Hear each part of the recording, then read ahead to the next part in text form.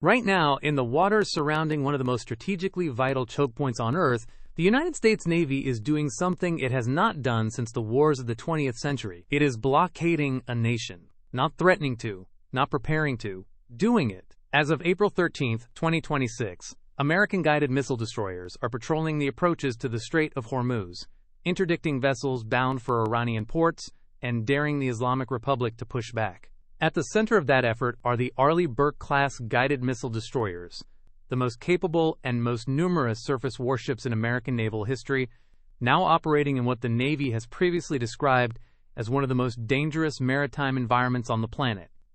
This is not how the war began. When the United States and Israel launched Operation Epic Fury on February 28, 2026, killing Iranian Supreme Leader Ali Khamenei in the opening hours of the air campaign, the destroyers of the United States Navy were already in the region, operating from the relative safety of the Arabian Sea. They were firing Tomahawk cruise missiles into Iran, contributing to the suppression of Iranian air defenses and the destruction of the regime's nuclear infrastructure. But the Strait of Hormuz itself, the narrow band of water between Iran and Oman that carries roughly 1/5 of the world's seaborne oil, was a different matter. Iranian forces immediately moved to close it. The Islamic Revolutionary Guard Corps issued warnings forbidding passage, deployed fast attack boats and drone swarms, and reportedly began laying naval mines in the shipping lanes. Major commercial operators suspended transits within days. The flow of oil through the world's most important maritime choke point slowed to a trickle. For weeks, American surface warships stayed out of the strait. Navy officials were blunt about why. The Strait of Hormuz, they said, is an Iranian killbox. Within those 34-kilometer narrows at the closest point between the Iranian and Omani coastlines, the IRGC can bring to bear an overlapping combination of threats that even the most capable surface combatant in the world must treat with extreme caution. Anti-ship ballistic missiles, subsonic and supersonic anti-ship cruise missiles, swarms of armed unmanned aerial vehicles, fast inshore attack craft carrying explosives, quiet midget submarines, and now confirmed sea mines, all exist within or near that waterway. To transit it with a warship, no matter how capable, is to accept a level of risk that the Navy had not been willing to take in the early weeks of the conflict. That calculus changed on April 11th. On that morning, two Arleigh Burke-class guided missile destroyers, the USS Frank E. Peterson Jr., hull number DDG-121, and the USS Michael Murphy, hull number DDG-112, crossed the Strait of Hormuz. They were the first American warships to do so since the war began. The Peterson is part of the Abraham Lincoln Carrier Strike Group. Murphy had been operating as an independently deployed destroyer. Together they transited into the Persian Gulf and then back out into the Gulf of Oman, demonstrating that the passage could be made and, according to U.S. Central Command, beginning the process of establishing that the strait was clear of Iranian mines. In a deliberate signal, the Murphy activated its automatic identification system as the ships emerged on the far side of the strait, a move naval experts noted is almost never done by a warship in a contested environment. It was a message written in navigational data. We were here, we went through, and we want everyone to know it. The IRGC responded immediately. A radio exchange recorded by a nearby civilian vessel and shared with the Wall Street Journal captured an IRGC voice warning the American ships, "This is the last warning. This is the last warning." The American ship replied that it was passing in accordance with international law, that no challenge was intended, and that it intended to abide by the rules of the government ceasefire. Iranian media reported that the destroyers ultimately turned back after the IRGC launched a drone in their direction. American officials described the transit differently. The truth of exactly what happened in those hours in the strait may not be fully known for years, but what is undeniable is that the confrontation announced to the world that the United States was prepared to contest Iranian control of the waterway with its warships, not just with air power. 2 days later, on April 13th, the situation escalated dramatically. Peace talks held in Islamabad, Pakistan, led by Vice President J.D. Vance, collapsed after 21 hours of negotiations. Iran had demanded control of the Strait of Hormuz, payment of war reparations, and a ceasefire across the broader region. The United States, unwilling to accept any of those terms, walked away. Within hours, President Donald Trump announced a naval blockade. Starting at 10 in the morning Eastern Time on April 13th, U.S. Central Command forces would begin implementing a blockade of all maritime traffic entering and exiting Iranian ports. The blockade, CENTCOM clarified, would apply to vessels of all nations entering or departing Iranian ports and coastal areas on both the Persian Gulf and Gulf of Oman sides. Ships transiting the strait to and from non-Iranian ports would not be impeded. It was a decisive and extraordinarily consequential act, an attempt to turn the economic weapon that Iran had been wielding against the world, its blockade of commercial oil traffic, back against Tehran itself. Iran had been exploiting the crisis to an almost absurd degree. While the Islamic Republic's IRGC was attacking commercial tankers and frightening away the bulk of the world's shipping, Iran was simultaneously allowing its own oil exports to flow through the strait, collecting massive windfalls from crude prices that had, at times, spiked above $100 per barrel. The regime had also begun charging tolls of over $1 million per vessel for ships seeking passage past Larak Island under IRGC escort, a practice President Trump described as world extortion and which he announced would be met with interdiction on the high seas. Any vessel that had paid an illegal toll to Iran, Trump said, would find no safe passage. At the time of the blockade announcement, the United States Navy had at least 15 ships in the Middle East region, including 1 aircraft carrier and 11 destroyers. Retired Admiral James Stavridis, the former NATO's Supreme Allied Commander, described what a sustained blockade operation would require. 2 carrier strike groups and approximately a dozen surface ships positioned outside the Gulf to patrol the strait's entrance, and at least 6 destroyers operating inside the Persian Gulf itself, ideally supplemented by the navies of regional partners including the United Arab Emirates and Saudi Arabia. The goal, as Stavridis put it, would be to bottle up the strait on both sides simultaneously. The United Kingdom confirmed it was leading planning efforts for a coalition of more than 40 nations to support freedom of navigation in the strait. French President Emmanuel Macron announced preparations for a peaceful multinational mission aimed at restoring freedom of navigation. The ground was shifting in real time. The destroyers of the United States Navy, the same class of ships that had been firing Tomahawk missiles into Iranian territory since the opening hours of Operation Epic Fury, were now being repositioned for an entirely different kind of warfare. The slow, grinding, high-stakes confrontation of maritime interdiction at one of the world's most dangerous chokepoints. To understand what the United States is actually bringing to that confrontation, to understand why the Arleigh Burke-class destroyer is the instrument the Navy reached for when it decided to challenge Iranian control of the Strait of Hormuz, you have to look very carefully at what these ships actually are, what they can do, and why nothing else in the American inventory or almost any other navy in the world comes close to matching them as an instrument of flexible naval power. The Arleigh Burke-class guided missile destroyer is the most produced American surface combatant since World War II. As of the beginning of 2026, 74 ships of this class are active in the United States Navy, with 25 more planned to enter service. The program, which began procurement in fiscal year 1985 and whose lead ship was commissioned on July 4, 1991, represents one of the longest-running shipbuilding programs in American naval history. Individual ships currently cost approximately $2.7 billion when procured at a rate of 2 per year. That figure, staggering in isolation, tells you something about the seriousness of the investment the United States has made in this class. The Navy's fiscal year 2026 budget requested procurement of 2 more ships, with a combined estimated cost of $5.4 billion. The program shows no sign of stopping. A next-generation destroyer, currently designated DDG-X, is being planned. But the Navy has publicly stated it wants a 3-year overlap between the start of DDG-X construction and the conclusion of Arleigh Burke procurement, specifically to avoid disrupting the shipbuilding industrial base that has built these ships for 4 decades. At its most fundamental level, the Arleigh Burke is a weapons system built around a combat management brain. That brain is called Aegis. The Aegis combat system is a federated, networked architecture that integrates every sensor, every weapon, and every display aboard the ship into a single, coherent picture of the battlespace.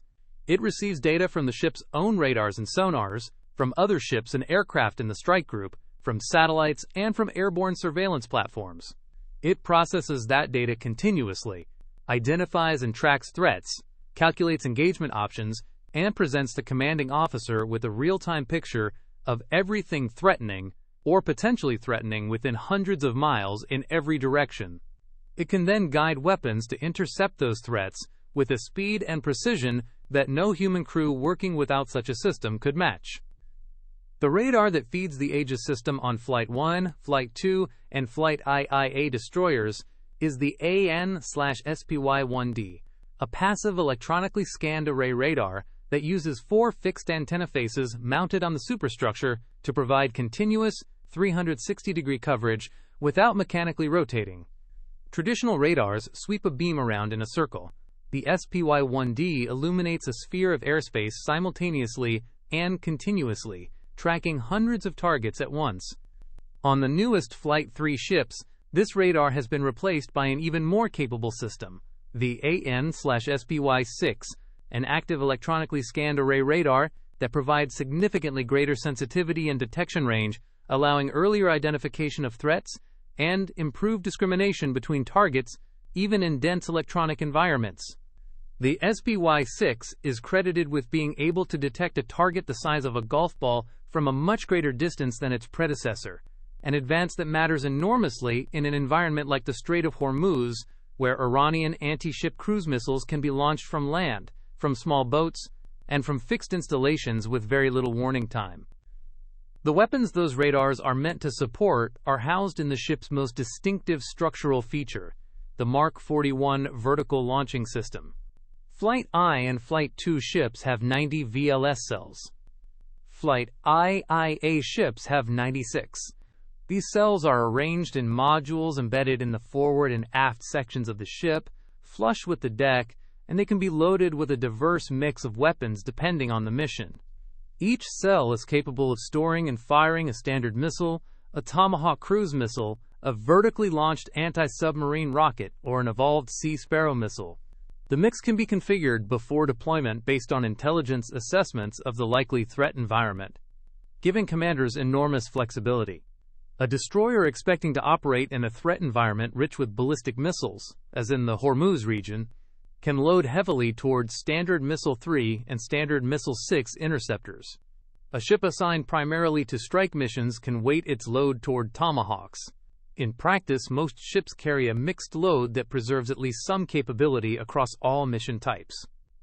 The Tomahawk cruise missile is perhaps the weapon most associated with the Arleigh Burke-class in public consciousness, and with good reason.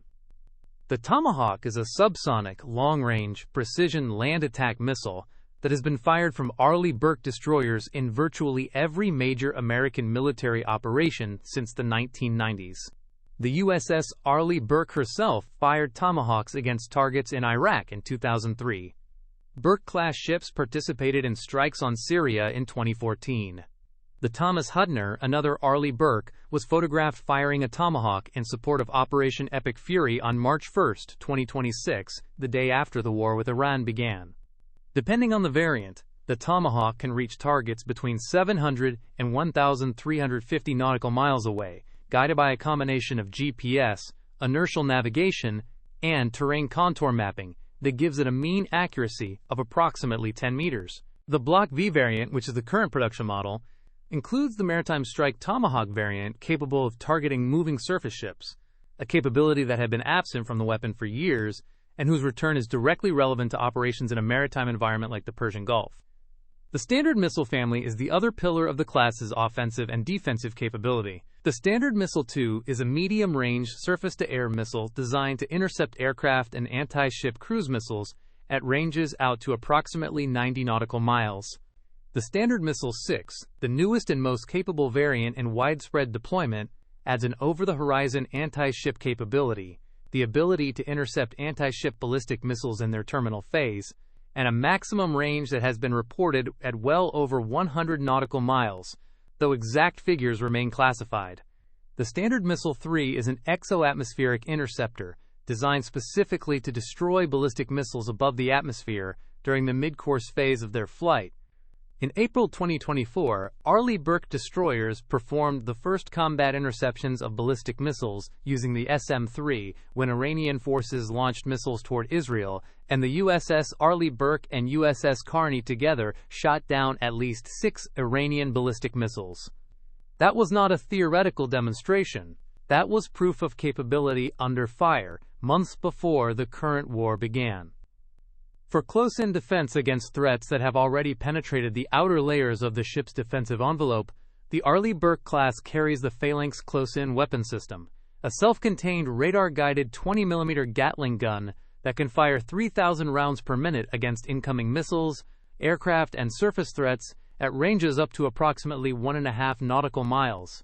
Some ships have replaced their aft Phalanx with a CRAM system, which combines the Phalanx sensor suite with a launcher for rolling airframe missiles, extending close-in defense range to approximately 4.5 nautical miles. 6 ships of the class are equipped with the optical dazzling interdictor, known as Odin, a directed energy system that can blind or destroy the optical sensors on incoming drones rather than physically shooting them down, useful in threat environments saturated with unmanned aerial vehicles, exactly the kind of environment present in the Strait of Hormuz.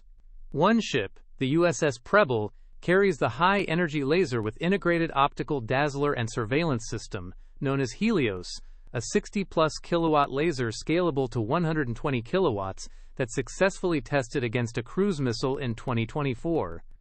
On the forward deck, directly visible to anyone watching these ships transit, sits the Mark 45 5-inch gun. This weapon, directed by the Mark 34 gun weapon system, can engage aircraft, surface ships, and shore targets at a range of 13 nautical miles, firing 16 to 20 rounds per minute. It stores 680 rounds and has been continuously upgraded through Mod 1, Mod 2, Mod 3, and Mod 4 variants, with the Mod 4 accepting a cargo round that extends effective range to over 20 nautical miles. Later ships, beginning with the Winston S. Churchill commissioned in 2001, received the 5-inch 62 caliber version of the gun, a longer-barreled variant designed to accept more advanced extended-range munitions. Anti-submarine warfare is the third major mission of the Arleigh Burke-class, and it is executed through a combination of hull-mounted sonar, towed array sonar, and embarked helicopters. The ANSQ-Q-89 subsurface combat system integrates the ANSQ-S-53C bow-mounted sonar, one of the most powerful hull-mounted active and passive sonars in the world, with either the ANSQ-R-19 tactical towed array sonar or the newer TB-37U multifunction towed array. The towed array is streamed behind the ship at depth, separating the sensitive listening hydrophones from the noise of the ship's own propulsion and allowing detection of submarines at ranges measured in tens of miles rather than miles. The ship can then attack those submarines using the RUM-139 vertically launched anti-submarine rocket, which delivers a Mark 54 lightweight torpedo to ranges out to approximately 10 nautical miles, or using Mark 32 torpedo tubes mounted on each side of the hull. For Flight IIA and Flight 3 ships, 2 MH 60 Romeo Seahawk helicopters are housed in the dual hangars at the stern. These are not passengers or afterthoughts. The MH-60 Romeo is among the most capable maritime patrol helicopters in the world, able to deploy sonobuoys over wide areas to detect submarines far beyond the reach of the ship's own sensors, to drop torpedoes, to launch AGM-114 Hellfire air-to-surface missiles against small surface craft, and to conduct surveillance, medevac, and search and rescue operations. The combination of the ship's own sensors with the extended reach of 2 embarked helicopters creates a combined anti-submarine warfare and surface surveillance envelope that extends over a very large area of ocean. The hull itself is built entirely of steel, a deliberate choice that distinguishes the Arleigh Burke-class from several predecessors that incorporated aluminum superstructures. The Navy learned hard lessons from the Falklands War of 1982, in which British ships with aluminum superstructures burned catastrophically after being hit by Argentine Exocet missiles. The designers of the Arleigh Burke incorporated those lessons explicitly. 2 layers of steel protect vital spaces, and approximately 70 tons of Kevlar armor are distributed around critical combat systems and machinery areas. The ship also features a collective protection system, providing defense against nuclear, biological, and chemical contamination of inhabited spaces. A survivability feature that reflects the Cold War threat environment in which the class was conceived and which remains relevant in an era of potential Iranian chemical or biological weapon use. The signature of the ship has been reduced through careful design of the hull angles and superstructure, though by modern stealth standards the Arleigh Burke is not a low observable vessel. Beginning with DDG-89, exhaust funnels were shrouded by the superstructure to reduce infrared signature, and beginning with DDG-86, the helicopter hangars were constructed of composite materials. Propulsion is provided by 4 General Electric LM2500 gas turbine engines arranged on 2 shafts, producing a combined 100,000 shaft horsepower.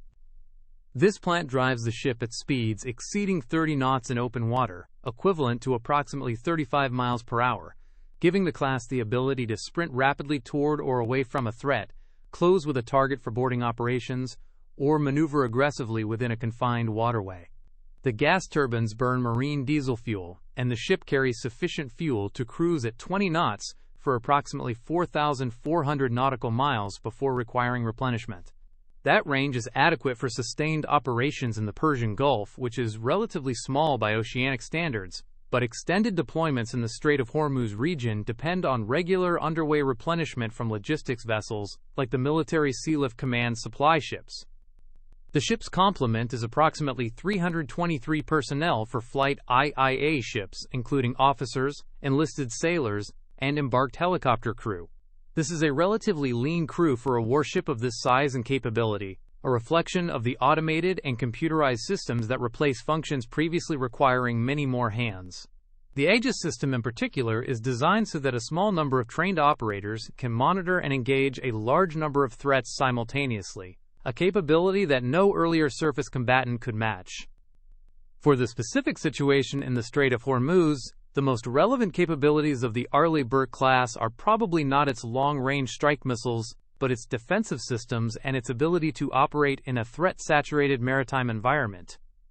The IRGC's arsenal includes variants of the Chinese-derived C-802 anti-ship cruise missile, the domestically developed Noor and Qatar anti-ship missiles, swarming drone boats, and, most recently confirmed, sea mines.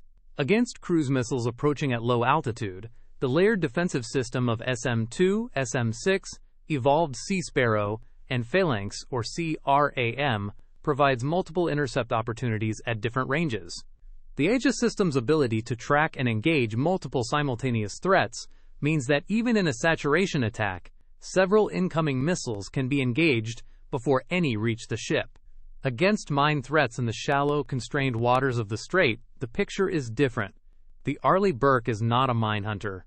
Its mine avoidance capability, the Kingfisher system fitted to flight IIA ships, allows the ship to detect mines at a range of approximately 1,400 meters and maneuver around them, but it cannot clear them. For actual mine countermeasures, the Navy relies on helicopters, underwater drones, and littoral combat ships equipped with mine countermeasures packages, which is why CENTCOM's announcement of the destroyers Transit specifically noted that underwater drones would be joining the effort. Now let us go back to where all of this began, to the Cold War, to the Navy programs of the 1970s and 1980s that eventually produced the ship-class standing watch over the Strait of Hormuz today. The conceptual origins of the Arleigh Burke-class lie in a crisis of naval philosophy that gripped the United States Navy in the 1970s. American surface combatants of that era were increasingly seen as inadequate to the threat posed by the Soviet Navy's growing inventory of anti-ship cruise missiles. The Charles F. Adams-class guided missile destroyers, which the Arleigh Burke was eventually designed to replace, had entered service in the early 1960s as capable ships for their era, but were rapidly being outpaced by the sophistication of Soviet weapons. The Farragut class, also designated for eventual replacement, faced similar obsolescence problems. The Navy's response was to develop the Aegis combat system, and to install it initially on a converted cruiser hull. The result was the Ticonderoga class, the first Aegis-equipped warships, which began commissioning in 1983. The Ticonderogas were powerful but expensive, and they were built on a converted Spruance-class destroyer hull, which imposed constraints on their design. The Navy needed a ship that could carry the Aegis system in a hull purpose-built for the task, at a cost low enough to permit procurement in substantial numbers.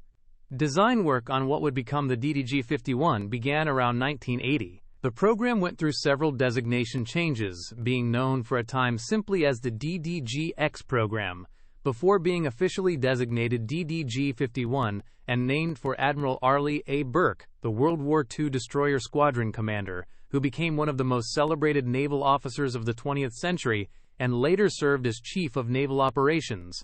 Congress formally funded the first ship in fiscal year 1985, and the contract for its construction was awarded to Bath Iron Works of Bath, Maine, on April 2 of that year. The lead ship was laid down on December 6, 1988, launched on September 16, 1989, and commissioned on July 4, 1991.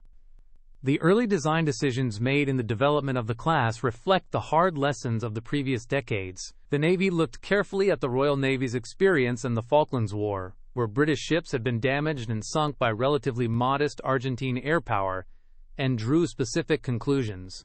Aluminum superstructures, which had been used in earlier American destroyers to save weight, were abandoned entirely. The all-steel construction, supplemented by Kevlar armor that resulted, made the Arleigh Burke-class notably more survivable than its predecessors. The designers also incorporated anti-nuclear, biological, and chemical warfare protection as a standard feature, making the Arleigh Burke the first United States Navy class to be fitted out with a collective protection system of this kind from the keel up. The ship's radar cross-section was also addressed in the original design, making the Arleigh Burke the first modern American destroyer explicitly designed, with features intended to reduce its detectability by enemy radars. The hull angles, the shielded mast design, and the blending of superstructure elements all contributed to a signature lower than previous classes, though, as noted, by the standards of modern stealth-optimized naval designs, the ship is not particularly stealthy. The Aegis combat system that was the heart of the first Arleigh Burke ships was based on the SPY-1D radar and represented a somewhat downgraded version of the system installed on the Ticonderoga cruisers, adjusted to fit the requirements and budget of a destroyer-size hull. The first ship's Aegis fit was designated Baseline 1. From the beginning, the program was conceived as an evolutionary one, with each successive flight and each successive baseline upgrade expected to add capability to the platform over its extended service life. The program encountered significant early challenges. After being commissioned and throughout 1992, the lead ship USS Arleigh Burke conducted extensive at-sea testing and revealed a number of problems with shipboard systems that required design modifications. An additional phase of operational testing was added to verify the effectiveness of those fixes before they were incorporated into later ships. This kind of iterative development process, identifying problems in the lead ship and solving them before they compound across a production run, became characteristic of the class's development culture and explains in part why the program has been so successful over such a long production run. The first combat deployment of the class took place in 1993, when the lead ship deployed to the Mediterranean and Adriatic in support of operations related to the Bosnian conflict. The first Tomahawk strikes from a Burke-class destroyer occurred in 1996, when USS Laboon participated in Operation Desert Strike against Iraq. The class also participated in Operation Desert Fox in 1998 and in Operation Iraqi Freedom beginning in 2003. In the latter conflict, the lead ship Arleigh Burke herself fired Tomahawks against targets in Iraq while operating with the Theodore Roosevelt Carrier Strike Group, remaining at sea for over 92% of a 6-month deployment. The Flight IIA variant, which began with the USS Oscar Austin, commissioned in August 2000, introduced the most significant structural change to the class design, the addition of dual helicopter hangars at the stern. Earlier ships had a helicopter deck for landing and refueling but no hangar, meaning the ship could not operate embarked helicopters on a sustained basis. The addition of 2 full hangars for MH-60 helicopters dramatically expanded the class's anti-submarine warfare and surface surveillance capabilities at the cost of the Harpoon anti-ship missile launchers, which were removed to accommodate the hangar structure and save weight.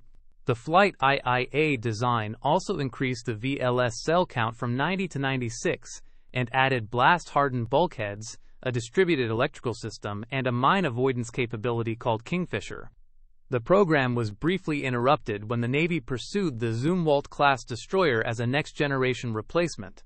In fiscal years 2007 through 2009, the Navy procured 3 Zumwalt-class ships instead of continuing Arleigh Burke procurement. The Zumwalt program was subsequently curtailed after those 3 ships due to dramatically escalating unit costs and changing threat assessments. In fiscal year 2010, the Navy resumed Arleigh Burke procurement, a decision that has continued without interruption since. The USS Michael Murphy, hull number DDG-112, was commissioned in October 2012 and was originally intended to be the last of the 62 Arleigh Burkes, but the program continued.